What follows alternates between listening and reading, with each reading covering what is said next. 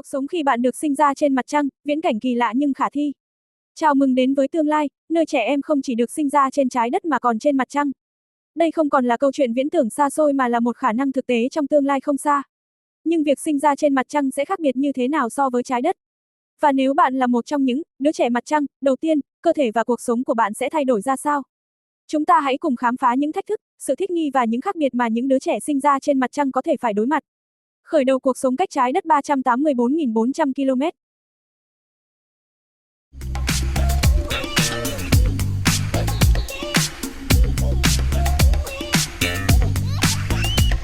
Greetings, future, moonling? Yeah, that's right. You are among the first generation of children born on the moon. How would your birth compare to every previous humans? Would your body be physically different from an Earthling's? And what challenges would you face if you traveled to Earth? This is What If, and here's what would happen if you were born on the moon. If you were born on the moon, you'd begin your life 384,400 kilometers away from where every other human being has ever been born. At least as far as we know. The surface of your birthplace would have an extremely thin atmosphere without liquid water. The radiation levels could be up to 1,000 times higher than on Earth's surface, and the scorching daytime temperatures at the equator get as high as 120 degrees and as frigid as minus 130 degrees at night. Of course, your mother wouldn't give birth to you out on the moon's surface. Your life would begin in a state-of-the-art base surrounded by a handful of astronauts. But with 6 times less gravity than on Earth, would being born on the moon be extremely dangerous? You know, being born on the moon wouldn't be nearly as dangerous as writing without Grammarly.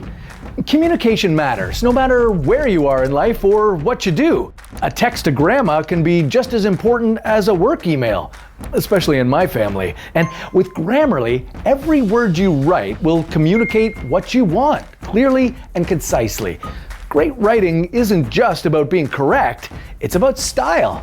Grammarly Premium's vocabulary suggestions keep my writing natural while still retaining my voice, so whether I'm at the office or on the couch, my message stays on point. And right now, What If viewers can get 20% off Grammarly Premium at grammarly.com/whatif.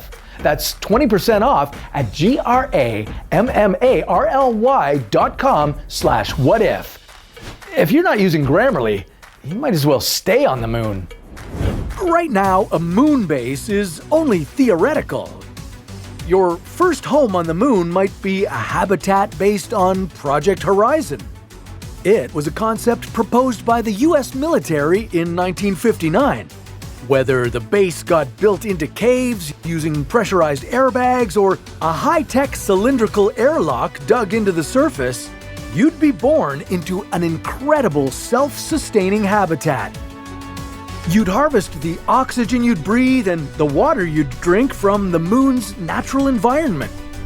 Your birth wouldn't have been a walk in the park for your parents either. Since you'd be the first space baby, there wouldn't be any research on the challenges of conceiving a child in space. But your folks were successful, and you probably wouldn't want to hear much about that anyway. The moon's lower gravity would have made your birth especially challenging. As a fetus, you'd have developed slower, so the length of time your pregnant mother carried you could have been longer than on Earth. Imagine being pregnant in space for up to 1 full year. Your birth would likely have taken longer than back on Earth, too. For every month your mother has spent in space, she could have lost about 1 to 2% of her bone density. That would have made pushing you out a lot more difficult and dangerous. With the risk that giving birth could fracture your mother's pelvic bone, the doctors in your space habitat would have brought you into the world using a C-section operation. And every baby born on the moon after you would likely be born this way too. This could lead to one of the first big differences between Earth and moon babies. Our heads evolved to be small enough to fit through the birth canal. So, with no traditional childbirths on the moon, future moonlings could evolve to have bigger heads than their Earth counterparts. Moon-born children could even evolve to have different skin color than the folks back on Earth. The melanin in our skin protects us from the sun's radiation. And the darker your skin, the more natural protection you have. But there's no atmosphere on the moon, so you'd live with significantly less protection from radiation. So the skin color of future moonlings could evolve to be extremely dark to provide the protection they'd need. But since a lot of your life would be spent inside a habitat or wearing a spacesuit, well, the opposite could be true. Humans on the moon could evolve to be even paler than some people on Earth. The increased radiation could cause other changes too. If Earthlings and Moonlings didn't produce enough offspring together, you could even see a new species of humans emerge.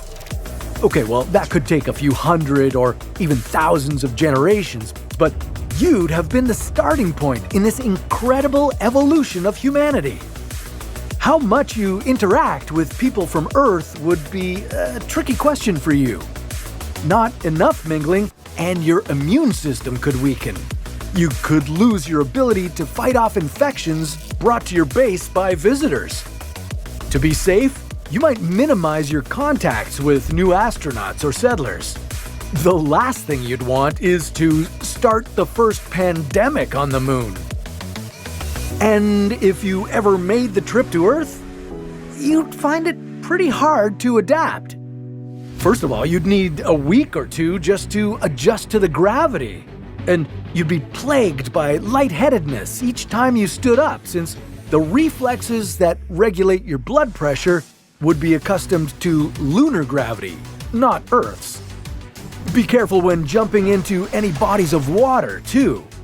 You're from a place where you have to live inside and conserve water, so diving could be hard for you. You could get disoriented and accidentally dive deeper instead of returning to the surface.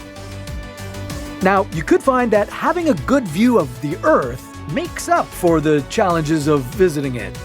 If you live on the near side of the moon, you'd be able to see Earth all the time. Earth would even cast extra light onto you.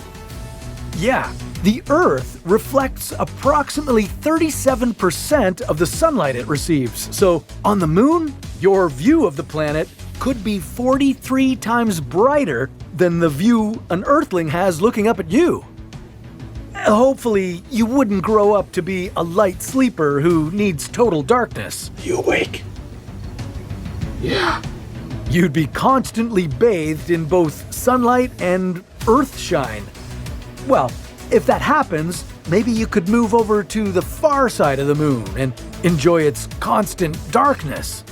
And with such a thin atmosphere, you'd see stars even during the brightest parts of the day.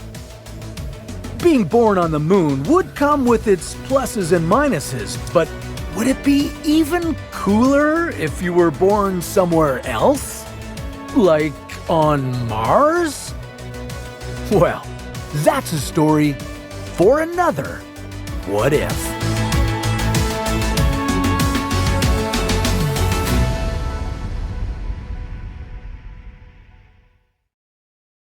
Nếu bạn được sinh ra trên mặt trăng, nơi đầu tiên bạn nhìn thấy ánh sáng sẽ là một căn cứ hiện đại chứ không phải bề mặt cằn cỗi và khắc nghiệt của vệ tinh này.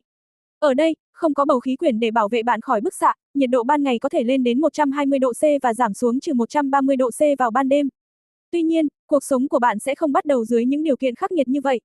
Bạn sẽ sinh ra trong một căn cứ được bảo vệ, có đầy đủ công nghệ tiên tiến và được bao quanh bởi một đội ngũ phi hành gia. Mặc dù trọng lực trên mặt trăng chỉ bằng 1/6 của trái đất nhưng điều này lại không mang đến nhiều thuận lợi cho quá trình sinh nở. Thai kỳ trên mặt trăng có thể sẽ kéo dài lâu hơn bình thường, do sự phát triển của bào thai diễn ra chậm hơn. Hơn nữa, trong không gian, mẹ bạn có thể mất 1 đến 2% mật độ xương mỗi tháng, điều này khiến quá trình sinh nở trở nên khó khăn và nguy hiểm hơn khi so với việc ở trên trái đất. Để đảm bảo an toàn, việc sinh mổ có thể sẽ trở thành phương pháp sinh chính cho các em bé trên mặt trăng. Trẻ sinh ra ở mặt trăng có thể có khung xương mỏng hơn trẻ trên trái đất. Những khác biệt về thể chất giữa trẻ em mặt trăng và người trái đất. Trẻ em được sinh ra trên mặt trăng sẽ phải đối mặt với một số thay đổi sinh học khác biệt so với người trái đất. Trọng lực thấp hơn có thể khiến xương và cơ của bạn phát triển khác đi. Những đứa trẻ sinh ra ở mặt trăng có thể có khung xương mỏng hơn và ít cơ bắp hơn so với người trái đất, do môi trường sống không yêu cầu khả năng chịu lực lớn. Không chỉ vậy, màu da của bạn cũng có thể tiến hóa để thích nghi với môi trường mới. Trên trái đất, melanin trong da giúp bảo vệ chúng ta khỏi bức xạ mặt trời. Tuy nhiên, do mặt trăng không có bầu khí quyển, trẻ em sinh ra ở đây có thể cần phát triển làn da sẫm màu hơn để chống lại bức xạ. Ngược lại, nếu cuộc sống chủ yếu diễn ra trong các căn cứ kín hoặc trong bộ đồ không gian, da của trẻ em mặt trăng có thể nhạt hơn vì thiếu sự tiếp xúc với ánh sáng mặt trời. Một thách thức lớn hơn cho những người sinh ra trên mặt trăng sẽ là hệ miễn dịch. Khả năng tiến hóa của một giống loài mới. Nếu vì một lý do nào đó mà người trái đất và người được sinh ra trên mặt trăng không gặp gỡ và kết hôn với nhau, trong một khoảng thời gian dài, sự phân tách về mặt sinh học có thể dẫn đến sự hình thành của một loài người mới. Dù điều này có thể mất hàng trăm hoặc thậm chí hàng ngàn thế hệ, nhưng bạn sẽ là một trong những cá nhân đầu tiên trải nghiệm sự tiến hóa đáng kinh ngạc này. Tuy nhiên, một thách thức lớn hơn cho những người sinh ra trên mặt trăng sẽ là hệ miễn dịch.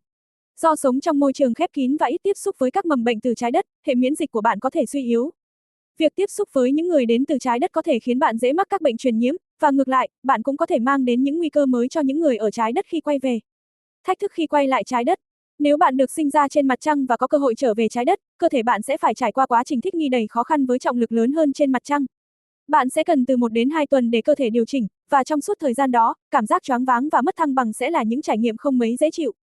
Việc tham gia vào các hoạt động đơn giản như đi bộ, chạy, hay thậm chí đứng dậy nhanh chóng cũng có thể trở nên rất khó khăn. Ánh sáng từ trái đất sẽ chiếu rọi cuộc sống của bạn trên mặt trăng. Ánh sáng trái đất trên mặt trăng, một khung cảnh ngoạn mục.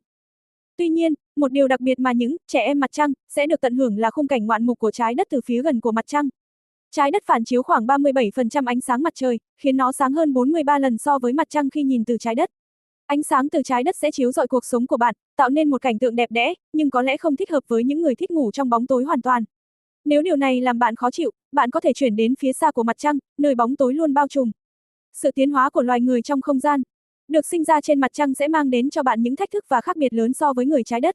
Tuy nhiên, cuộc sống này cũng mở ra những cơ hội mới, một bước tiến trong hành trình chinh phục không gian của nhân loại.